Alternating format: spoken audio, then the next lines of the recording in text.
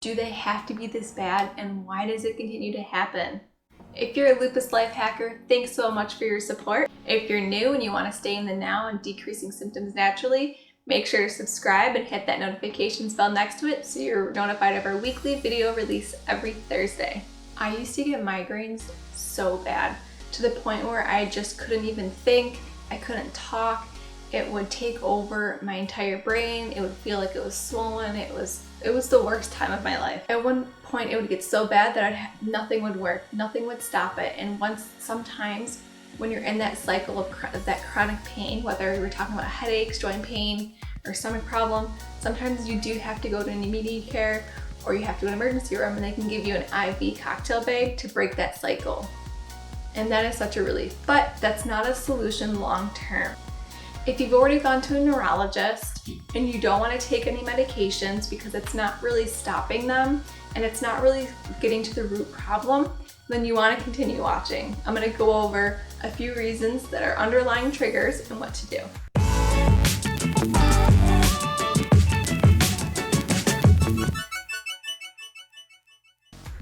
First, what's the difference between a lupus headache and a migraine? Migraines usually happen in cycles. You can also have sensitivity to light, sensitivity to sound, pain so bad you can't think, you vomit, you feel extremely nauseous, and sometimes you get blurred vision.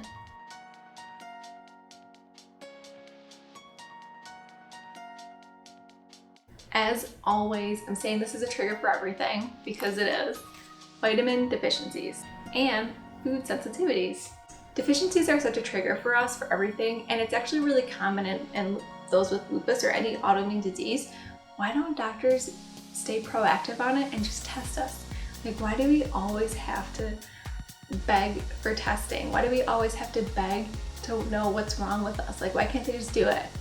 So if you're one of those people that needs to beg for your doctor to help you, I do suggest to find a new doctor, because there are phenomenal doctors out there, and it's not worth the headache or the stress or the emotional drainage of a doctor who you have to argue with to get help. So magnesium, iron, folate, B6, B12, vitamin D, and your ferritin levels. These are all something that should be tested. If they are low or high, they could cause your headaches, which means these are simple fixes.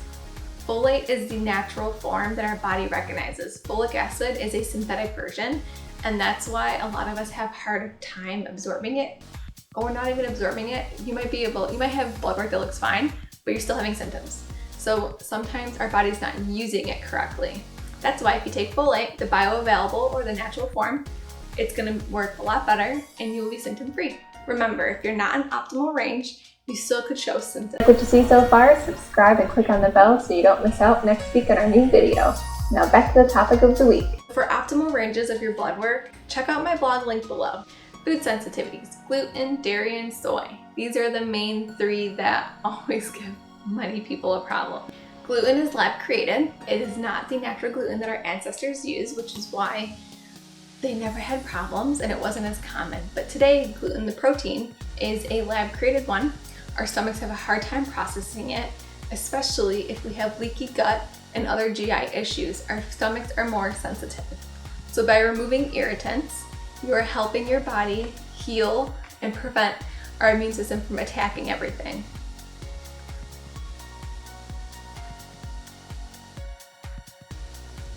If you realize when you have a headache that your pain is going all the way down to like the side of the bottom of your neck, it could be because you are out of alignment. So a lot of times I would go to the chiropractor, and in the beginning I would go 3 times a week because I was just so out of alignment. And my body was so inflamed that my joints and my muscles would be pushed out of alignment. And if right after I would see a chiropractor, it would be so much better. My headaches would go away right away. I felt better, and over time your body builds up to it and you don't have to go as often. Now I go maybe once a month. Are you always looking at your phone and you're looking down? Are you at your computer often? If you're sitting, like me, this is my life. I sit all day, I'm always typing. So a lot of my causes are because of the computer, because I'm sitting. So I do highly recommend to hold your phone up or to have it held higher, you could get a stand-up desk and always stretch your neck and stretch your triceps and your back muscles. If this is a video that you'd like to see some stretches, vote up there and I will do a video on it.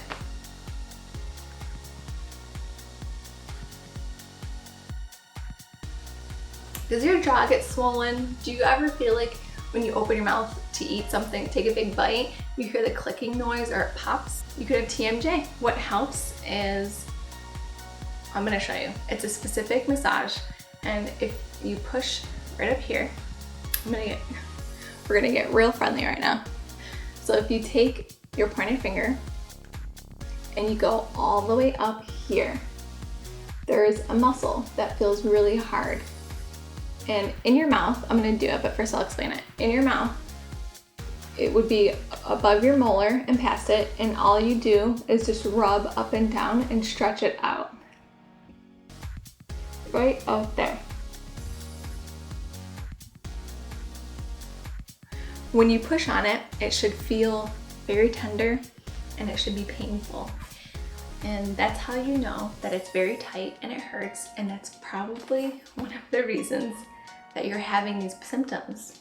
So by rubbing that out and massaging it, it's gonna help relieve the tension, it's gonna relax your muscles in your jaw, and you won't have any headaches.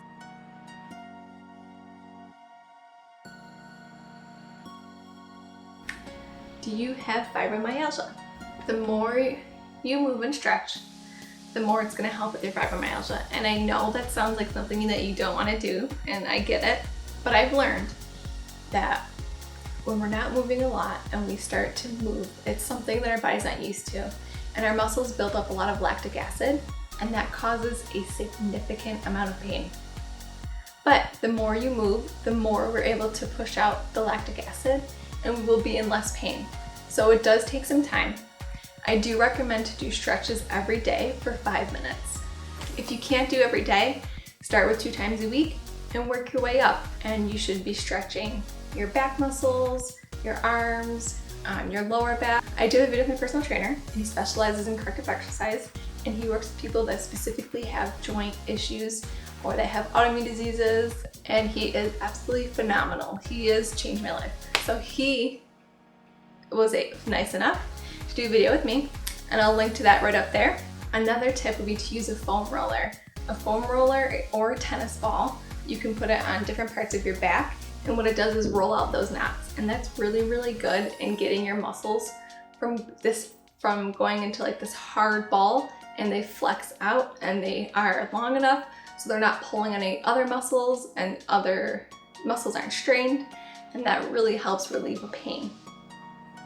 This is something that will take time, but it will decrease all of your symptoms with your pain, your joint pain, your muscle pain, as well as your migraines or headache. If you'd like me to do a video on foam rolling exercises for fibromyalgia or any type of chronic muscle pain or bursitis, let me know, comment below, and I will do one.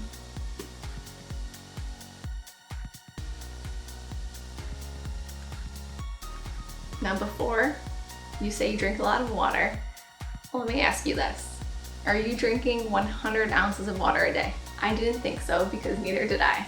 So what I do is I bought a 24-ounce stainless steel water bottle, and I put cucumbers in it, I put mint, I put some like herbal teas in there, and I drink a couple of those a day, and that way I don't really have to keep track. As long as I had 4 of them, then I'm good to go. I know I've had at least 100 ounces of water. Water is so important. We get dehydrated extremely easy. We have a lot of medications that have toxic buildup, and we need to flush our system out. So the solutions to my lupus headache have been life-changing, and I hope they help you as much as they have me. You're probably thinking, this is one of many symptoms that I have. Next week, I'm gonna talk about lupus diets and different ones that have really helpful for us, and what they all have in common. It's budget friendly and it's easy to do. Most of all, it's going to decrease all of your symptoms, and there are no side effects. If you're interested in learning more, you don't want to miss out on our video next Thursday. So hit that bell right next to the subscribe button and you'll be notified of our release on Thursday. In the meantime, while you're waiting, check out these videos right here where I talk about supplements that I found really helpful and that I take daily. Because sometimes I don't get all the nutrients that I need and I still suffer with nutrient deficiencies because I have celiac disease and other GI problems. So these supplements help with decreased chronic inflammation, they're easy to take, and they're affordable. So check out this video where I go into more detail of what it does and why. Subs if you love this video, thumbs if you liked it, and don't forget to share on Facebook. I appreciate you guys so much for your support. Thanks for watching, and I'll see you next week.